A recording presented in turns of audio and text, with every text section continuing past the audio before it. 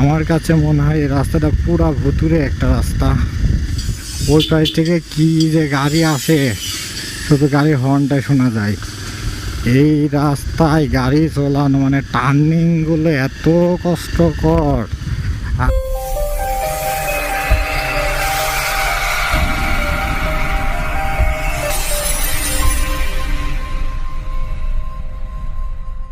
Hello everyone, আসসালামু আলাইকুম। কেমন আছেন সবাই? আশা করি সবাই ভালো আছেন। তো আমি অনেক ভালো আছি। তো আজকে কোথায় যাচ্ছি? আজকে যাচ্ছি হচ্ছে দুবাই চা খেতে। দীর্ঘ 30 কিলো পাড়ি দিয়ে আজকে যাব চায়ের আড্ডাতে। তো তার আগে আমার ফুয়েল নিতে হবে গাড়িতে, কারণ গাড়িতে ফুয়েল নেই বেশি। দ্যাটস ওয়াই এখন আগে ফুয়েল নিব, তারপরে যাব। তো আগে ফুয়েলটা নিয়ে নিই। তো অকটেন নিতে হবে। তো ফুয়েল নেওয়া শেষ। তো আমরা এখন সামনে মুলাতাগর, দ্যাটস ওয়াই মুলাতাগর দিয়ে এখন ভিতর। তো এভরিওয়ান, এখন গ্রামগঞ্জের অনেক জায়গায় নির্বাচন সম্ভবত, কারণ অনেক জায়গায় পোস্টার দেখছি, অনেক জায়গায় পোস্টার। তো আপনারা আগে এই রাস্তার কিছু সিনেমাটিক ভিউ দেখতে থাকেন, তারপরে ভিডিওতে আসছে। So let's enjoy the cinematic view.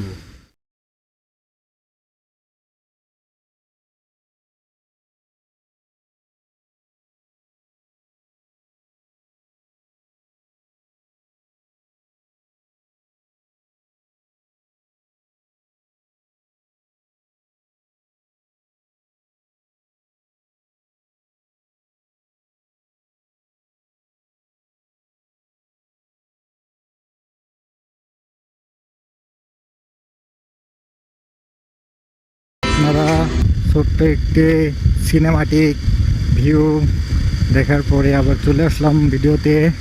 তো সামনে এখন 22 গ্রাম, এখন আমরা 22 গ্রামে যাব।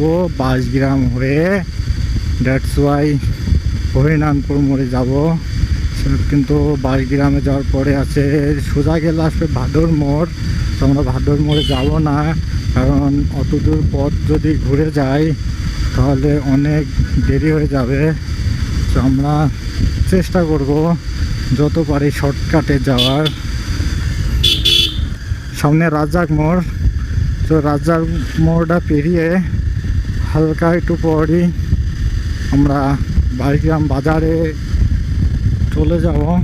তো 22 গ্রাম যে মোড় আছে, দ্যাটস ওয়াই এই মোড়টা মানে 22 গ্রাম বাজারটা পার হয়ে ভাই এমন রাস্তা কি বলার মতো না। এত টার্নিং পয়েন্ট না, এত টার্নিং পয়েন্ট এরা যে কীভাবে মানে রাইড করে আমি জানি না। মানে রাস্তা যদি সোজা যায় আর টার্নিং পয়েন্ট এত বাঁকা যে ওই সাইডের থেকে যে কি আসছে, কোনো গাড়ি আসছে কি না, দ্যাটস ওয়াই কিচ্ছু জানা যায় না, দেখা যায় না। সরি, ভুল করে জানা যায় না বলছি, দেখা যায় না। আর রাস্তা অনেক ভাঙা শুরু। দ্যাটস ওয়াই সামনে ব্রিজটা হয়ে গেলে অনেক সুবিধা হবে, কারণ সামনে মোড়টা দিয়ে মানে বাজারের ভিতর দিয়ে যাওয়া লাগে, এই জন্য প্রচণ্ড ভিড় হয়। আর এই ব্রিজটা হয়ে গেলে অবশ্য বাজারের ভিতর দিয়ে যদি না যাওয়া যায় তাও ভিড়টা তো অনেকটা কমতো। তো আজকে শুক্রবার, আর এই যে এখন বাজার বসছে বিকাল টাইম, প্রায় 4টা বাজে এখন এই যে বাজার বসছে। আমরা বাজার থেকে এখন এমন টার্নিং পয়েন্ট দিয়ে যাব মানে, আর সামনে একটু আগায় গেলে দ্যাটস ওয়াই এদিকার মানুষের কাছে কীরকম লাগে রাত্রে জানি না, কিন্তু আমার কাছে মনে হয় পুরাটা ভুতুরে রাস্তা, পুরা ভুতুরে রাস্তা, পুরা চার সাইডে খালি বাঁশ বাঁশঝাড়। আপনি রাত্রে এমনি বাঁশঝাড়ে এখানে গেলে তো এমনি তো অনেক ভয় লাগে। এই যে সেই রাস্তা এখন ঢুকছে, বাট এর আগে রাত্রে রাইডে আসছিলাম এই রাস্তায়, এত পরিমাণ ভয় লাগছিল, তাও সাথে একজন ছিল, এই জন্য একটু ভয়টা অনেকটা কম লাগছিল, তারপরও প্রচুর ভয় লাগছিল।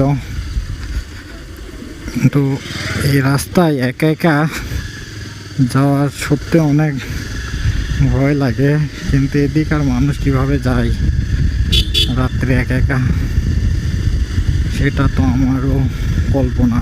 এই সে রাস্তা, আমার কাছে মনে হয় এই রাস্তাটা পুরা ভুতুরে একটা রাস্তা আগে, তো অনেক একটা ভুতুরে ভুতুরে ভাব লাগে, ভুতুরে ভুতুরে একটা ভাব।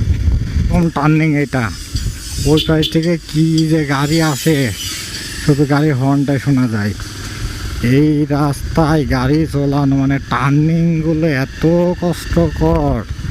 আর রাত্রে তো যখন এই রাস্তায় মাঝে যখন আসি রাত্রে রাইড করতে, তখন মানে এমন ভয় লাগে যে কখন কোন গাড়ির সাথে কি বাধা দিই কিনা আল্লাহ জানে। সামনে এটা তো মনে হচ্ছে গুরুস্থান, এই যে একটা টার্নিং, বাট এই সাইডেতে কোন গাড়ি আসছে কিছুই বোঝা যাবে না, গাড়ি স্পিড তোলাও যাবে না, 30-এর উপরে গেলে এই বিপদ। আর একটা টার্নিং পয়েন্ট, এই টার্নিং পয়েন্টগুলো খুব মারাত্মকজনক, অ্যাক্সিডেন্ট হওয়ার অনেক সম্ভাবনা থাকে। টার্নিং এমন এমন টার্নিং রাস্তা, সামনে দিয়ে যে কোন গাড়িটা আসছে কিচ্ছু বোঝা যায় না, তারপরেও স্পিড যে তুলবো, স্পিড বেশি তুললেও সমস্যা। এটা অনেক, এই আবার টার্নিং, এই যেটা টার্নিং, সো দ্যাটস ওয়াই এই দেখো হরিনাথপুর বাজারে চলে আসছি। তো এখন হরিনাথপুর বাজারে ঢুকবো, সব বাজার দিয়ে এখন আমার দেশে গন্তব্যস্থান দুবাইয়ের চায়ের আড্ডা, দ্যাটস ওয়াই সেখানে যাব। এই বাজার থেকে বের হতে গেলে অল্প হলো পেঁড়া খাইতে হয়। পেঁড়াটা হচ্ছে এইদিকে যে ভ্যান অটো আছে কিভাবে যে ডাইভ করে সেটা আমি নিজেও জানি না, হুটহাট করে ঢুকায় দেয়, এই জন্য আবার পেঁড়া খাইতে হয়। পেঁড়া খাইতে খাইতে টার্নিং পয়েন্ট, আর আপনারা যে টার্নিং পয়েন্টগুলো দেখলেন সবচেয়ে বেশি পেঁড়া খাইতে হয় এই টার্নিং পয়েন্টটায়, প্রচুর পেঁড়া খাইতে হয়, প্রচুর প্রচুর।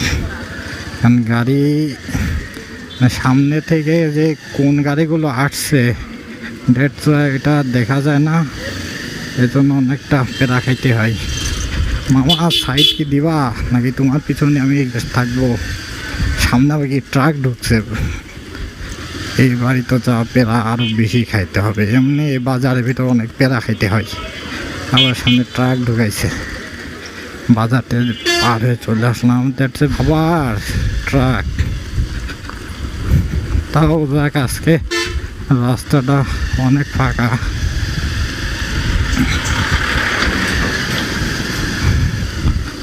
বাজারে যেই রকম পেঁড়া খাইতে হয় আজকে ওই রকম পেঁড়া খাই নাই, মাঝে মাঝে আসি তো এই জন্য পেঁড়া খাইতে হয়, ভিড় থাকে পেঁড়া খাইতে হয়।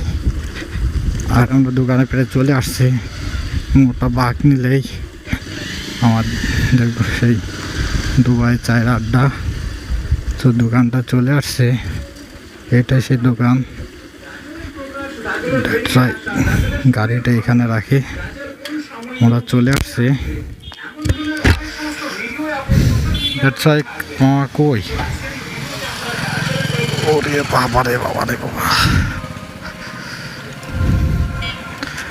দুবাই চায়ের আড্ডা। দুবাই চা খাবো, কত করে এটা? 35, 2 কাপ দেন। কি অবস্থা? মামা ভিতরে বসছে। এই